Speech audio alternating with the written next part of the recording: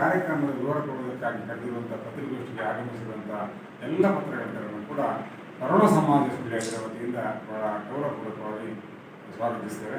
ಇವತ್ತು ಪತ್ರಿಕಾಗೋಷ್ಠಿಯನ್ನು ಕನ್ನಡ ಸಮಾಜ ಅಧ್ಯಕ್ಷರಾಗಿ ಶಾಸನ ನಡೆಸಿಕೊಂಡಿದ್ದಾರೆ. ಈ ಕಾರ್ಯಕ್ರಮದ ಸಹಭಾಗಿತ್ವ ಎರಡು ಸಂಘಟನೆಗಳು ವಹಿಸಿಕೊಂಡಿರುವಂಥದ್ದು. ಒಂದು ಕನ್ನಡ ಸಾಹಿತ್ಯ ಪರಿಷತ್ತು, ಅದರ ಅಧ್ಯಕ್ಷ ಚಂದ್ರಶೇಖರ ಬಿರಾವರಿದ್ದಾರೆ.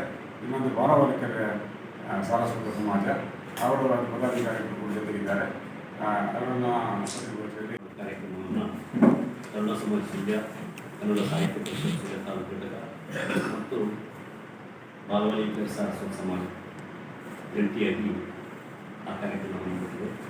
ಅದು 14/1/2025 ನಾಡಿದ್ದು ಮಂಗಳವಾರದಂದು ಮಧ್ಯಾಹ್ನ 2:00 ಶ್ರೀ ದುರ್ಗಾ ಪರಮೇಶ್ವರಿ ಕಲಾಮಂದಿರ ಕೇಂದ್ರದಲ್ಲಿ ನಡೆಯುತ್ತಿದೆ. ಈ ಪುಸ್ತಕವನ್ನು ಬಿಡುಗಡೆ ಮಾಡಲಿಕ್ಕಿದ್ದಾರೆ ನಮ್ಮವರೇ ಆದಂಥ ಶ್ರೀ ಗಿರೀಶ್ ಭಾರದ್ವಾಜ್ ಅವರು. ಆ ಕಾಲದಲ್ಲಿ ನಾವು ಕನ್ನಡ ಸಮಾಜ ಕಟ್ಟಿದಾಗ ಅದರ ಅಧ್ಯಕ್ಷರಾಗಿದ್ದರು. ಮತ್ತು ಮುಖ್ಯ ಅತಿಥಿಯಾಗಿ ಶ್ರೀ ಕೋಟ ಶ್ರೀನಿವಾಸ ಪೂಜಾರಿ ಅವರು ಬರ್ತಾರೆ, ಉಡುಪಿ ಸಂಸದರು.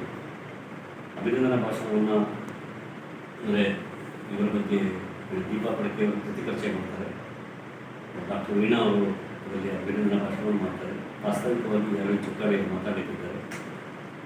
ಈ ಒಂದು ಕಾರ್ಯಕ್ರಮದಲ್ಲಿ ನಾವು ಇನ್ನೂ ಮುಖ್ಯವಾಗಿ YS ದತ್ತ ಈ ರಾಜ್ಯ ಕಂಡ ಒಬ್ಬ ಸಾತ್ವಿಕ ಮತ್ತು ಸರಳ ಶಾಸಕರಾಗಿ, ಮುಖ್ಯ ಸಚೇತಕರಾಗಿ ನಡೆದಂಥ ಅತ್ಯಂತ ಸಜ್ಜನಿಕೆಯ ವ್ಯಕ್ತಿ YS ದತ್ತ ಅವರು ಭಾಗವಹಿಸ್ತಾರೆ. ಮಾಧ್ಯಮದ ಮೂಲಕ ತಾವು ಹೆಚ್ಚು ಪ್ರಚಾರವನ್ನು ಕೊಡಬೇಕು ಮತ್ತು ಈ ಕಾರ್ಯಕ್ರಮ ಯಶಸ್ವಿಗೆ ಸಹಕರಿಸಬೇಕು ಕೇಳ್ಕೊಳ್ತಾ, ಲಕ್ಷ್ಮೇಶ್ ಕೋಟ್ಪಾಡಿಯವರು ಈ ಭಾಗದ ಅತ್ಯಂತ ಪ್ರಸಿದ್ಧ ವಾಗ್ಮಿ, ಚಿಂತಕ ಮತ್ತು ಸಾಹಿತಿ.